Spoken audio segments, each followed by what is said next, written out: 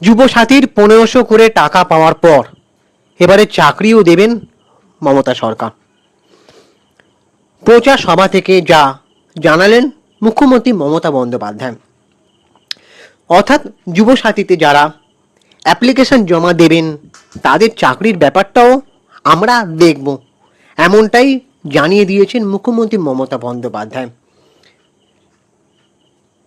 নমস্কার, আমি সুপ্রিয় রয়েছি তোমাদের সঙ্গে। তোমরা প্লিজ আমাদের ইউটিউব চ্যানেলটাকে সাবস্ক্রাইব করে দাও, ভিডিওটাতে একটা লাইক দাও, পুরো ভিডিওটা স্কিপ না করে তোমরা দেখো। আমি আজকে আলোচনা করব এই ভিডিওর মাধ্যমে যে মমতা বন্দ্যোপাধ্যায় যুবসাথীর পর সত্যি কি চাকরি দেবেন কিনা এবং সেটার ভালো মন্দ নিয়ে আলোচনা করব। তোমরা প্লিজ কোনো রকম মানে কটাক্ষ বা আক্রমণ করো না, কারণ আমি কোনো দলের নয়, আগে থেকেই বলে দিচ্ছি আমি নিরপেক্ষ হয়ে ভিডিওটা বানাচ্ছি। Please stay connected. লক্ষ্মীর ভাণ্ডারের পর পশ্চিমবঙ্গের বেকার যুবক যুবতীদের জন্য সামাজিক সুরক্ষার নতুন প্রকল্প যুবসাথী চালু করেছেন তৃণমূল সরকার। এর পাল্টা বেকার যুবক যুবতীদের কর্মসংস্থান সুনিশ্চিত না হওয়া পর্যন্ত প্রতি মাসে 3000 টাকার আর্থিক সহায়তা দেওয়ার প্রতিশ্রুতি দিয়েছেন বিজেপি সরকার। এদিন যুবসাথী নিয়ে আরও বড় ঘোষণা করলেন মুখ্যমন্ত্রী মমতা বন্দ্যোপাধ্যায়। এবার শুধু আর ভাতা নয়, চাকরির কথাও শোনা গেল ওনার মুখে। মাথা ভাঙার প্রচার সভা থেকে বলেন, যুবসাথীতে যারা অ্যাপ্লিকেশন জমা দেবেন তাদের চাকরির ব্যাপারটাও আমরা দেখব। আপনারা রেশন পান কিনা বলেছিলাম, মহিলা অভিভাবককে দায়িত্ব রেখে 5 লক্ষ টাকার স্বাস্থ্যসাথী কার্ড দেওয়া হবে, পেয়েছেন কিনা? ছেলেমেয়েরা cycle, mid day meal, smartphone, school dress পায় কিনা?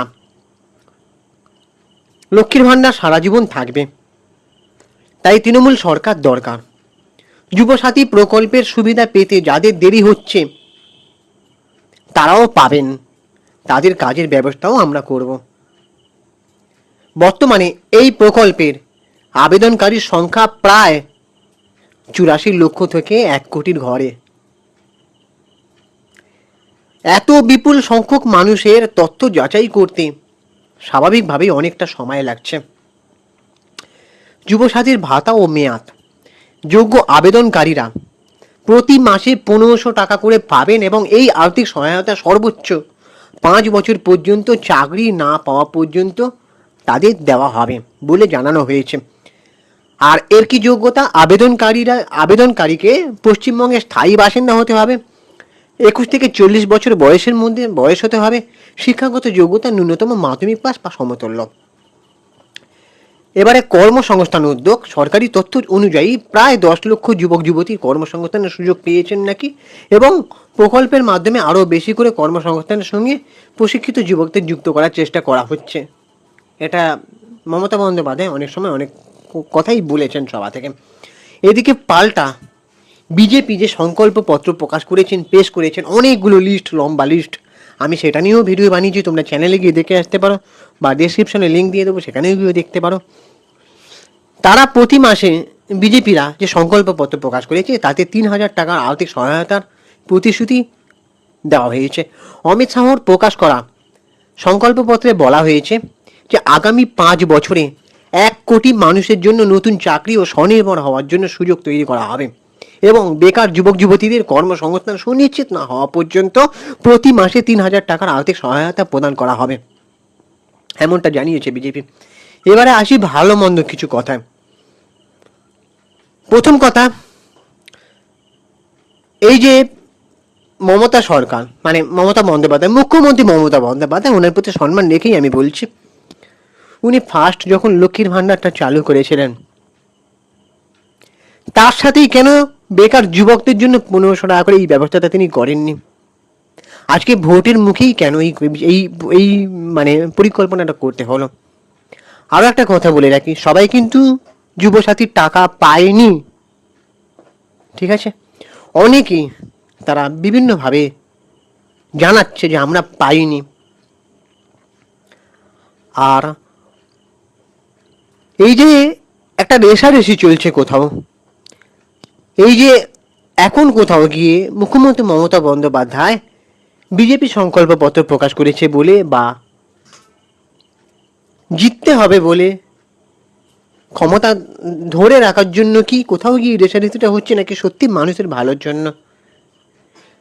কারণ দেখো, ভাতা বা মানুষের জন্য সাহায্য যদি করতেই হয় তাহলে কিন্তু রেষারেষির প্রয়োজন পড়ে না, বা ভোটের মুখে এগুলো করার প্রয়োজন পড়ে না।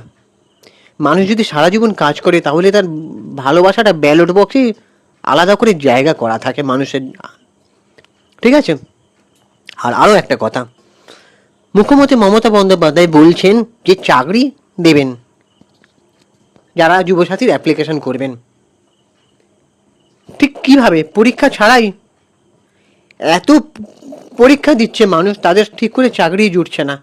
তারপরে ওদিকে স্কুল সার্ভিস নিয়ে যে বড় একটা স্ক্যাম হলো, যারা পরীক্ষা দিয়েছিল তাদের সাথে ভালো কিছু হলো না, যারা ঘুষ দিল তাদের তাদের চাকরি দেওয়া হলো, এই যে স্ক্যাম। তাহলে আর মমতা বন্দ্যোপাধ্যায় উনি কি সত্যি চাকরি দেবেন? দেখো, প্রতিশ্রুতি যদি দিয়ে থাকেন আপনারা, তাহলে আপনারা সেটা যদি কাজে করে দেখাতেন তাহলে মানুষের আর এত কিছু মানে বলতে হতো না, মানুষকে এত কিছু মানে মানুষের দোরগোড়ায় গিয়ে ভিক্ষাও চাইতে হতো না ভোটের জন্য কাউকে, সে যে কোনো দল হোক না কেন।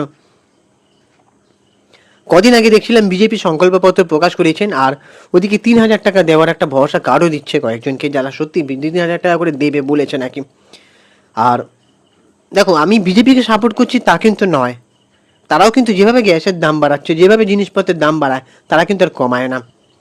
বয়স্ক মানুষদের পেনশনের টাকাটাও তারা বাড়ায় না। তো আমার কাছে কথা হচ্ছে, রেষারেষি হবে কেন? আর সবাই কিন্তু টাকা পাচ্ছে না, এটাও কিন্তু দেখতে পাবে। আরও একটা কথা আমার যেটা বলার উদ্দেশ্য, প্রতিবন্ধীরা যদি মানবিক পেনশন 1,000 টাকা করে পেয়ে থাকে তাহলে কি তারা যুবসাথী পেতে পারে না? এটুকু সুবিধা তারা রিজার্ভ করে না? তারা কি ভোট দেয় না? বিভিন্ন গ্রুপে দেখছি, বিভিন্ন জায়গায় আমি যাচ্ছি, সেখানে দেখছি একটাই তাদের দাবি, যাতে কিছু প্রতিবন্ধী মানুষদের চাকরি, কিছু প্রতিবন্ধী যারা যারা আছে তাদের যোগ্যতা অনুযায়ী তাদের চাকরির ব্যবস্থা করা হয়, আর তাদের ভাতাটা একটু 5,000 টাকা করে যেন বাড়িয়ে করা হয়। তারা কিছু দাবি রেখেছে, তাহলে এটা কেন মানে করা যাচ্ছে না? প্রতিবন্ধীরা তারা কি মানুষ নয়? তারা ভোট দেয় না? আমাদের পশ্চিমবঙ্গে প্রায় 7.5 লক্ষেরও বেশি প্রতিবন্ধী মানুষ রয়েছে, তারা কি ভোট দেয় না? দেয় কিন্তু। মুখ্যমন্ত্রী মমতা বন্দ্যোপাধ্যায় উনি কখনোই প্রতিবন্ধীদের জন্য সেভাবে ভাবেননি। কেন? একটা আন্দোলন করেছিল কিছু গ্রুপ মেলে, সেখান থেকে তাদের প্রতিশ্রুতি দেওয়া হয়েও তাদের জন্য আর কথা বলা হয়নি। কেন? এই জিনিসটা কিন্তু ভেবে দেখা। এই যে রেষারেষি কেন করতে হবে? মানুষের জন্য যদি সত্যিই কাজ করতেন আপনারা, তাহলে এইভাবে রেষারেষির দরকার পড়তো না। এত লাখ মানুষ ফর্ম ফিল আপ করেছে, তাদেরকে সবাই 1500 টাকা করে কিন্তু পায়নি। তো এই জিনিসটা কেন হবে? প্রশ্নটা হচ্ছে এটাই, যে প্রথম থেকেই যদি এই যে লক্ষ্মীর ভাণ্ডারের পাতাপাতি যদি ছেলেদের সুবিধাগুলো দেওয়া যেত, বা তাদেরকে যদি চাকরির সহায়তা করা যেত, ঠিকভাবে কাজ করলে মানুষের জন্য ব্যালট বক্সে ভালোবাসাটা পড়েই থাকে। মানে এই যে নেতা মন্ত্রীদের জন্য, কোনো দলের জন্য ভালোবাসাটা কিন্তু এমনি লেখা হয়ে থাকে, যদি সারা জীবন সারা বছর যদি কাজ করে থাকে। ভোটের আগে এই করব বলে প্রতিশ্রুতি দেওয়া হলে ভোটে জিতে যাওয়ার পর আর প্রতিশ্রুতি দেওয়া কাজগুলো কমপ্লিটই করা হয় না অনেক সময় আপনাদের। আপনারা বিভিন্ন সরকারি অফিসে যখন কেউ কিছু কালেকশানে যায় বা কোনো বিডিও অফিসে যায়, তাদেরকেও কীভাবে ঘন্টার পর ঘন্টা লাইনে দাঁড়িয়ে থেকে হ্যারাসমেন্ট করানো হয়? কেন হবে? তারা তো এই জন্য ভোটগুলো দেয় না, তাই না? এই জিনিসগুলো ভেবে দেখান, আপনারা একটু ভেবে দেখবেন। এই ভিডিওর মাধ্যমে কাউকে উদ্দেশ্য করে আঘাত করা নয়, জাস্ট কিছু বক্তব্য তুলে ধরা, যে এগুলো না হলেই পারত, এগুলো না হলেই ভালো হতো। এই যে মানুষের অসুবিধাগুলো হচ্ছে, এই জিনিসগুলো কোথাও গিয়ে ফুলফিল করাটা দরকার। আবার তোমাদের কি মনে হয় তোমরা অবশ্যই কমেন্ট করে জানাতে পারো। আর তোমরা জানিও যে কারা কারা যুবসাথীর টাকা পেয়েছো, আর প্রতিবন্ধীদের সঙ্গে যে এগুলো কি সত্যি অন্যায় হচ্ছে না, আপনারা ভেবে দেখুন। অবশ্যই কমেন্ট করে জানিও, আর ইউটিউব চ্যানেলটাকে সাবস্ক্রাইব করে দাও, ভিডিওটাতে একটা লাইক দাও। আমি ইনস্টাগ্রামে রয়েছি সুপ্রিয় পুতলে সিনেমারিয়া অথবা চিঙ্কি বাবু 253, ওখানে গিয়ে ফলো করে দাও। চলো টাটা, দেখা হচ্ছে পরে ভিডিওতে।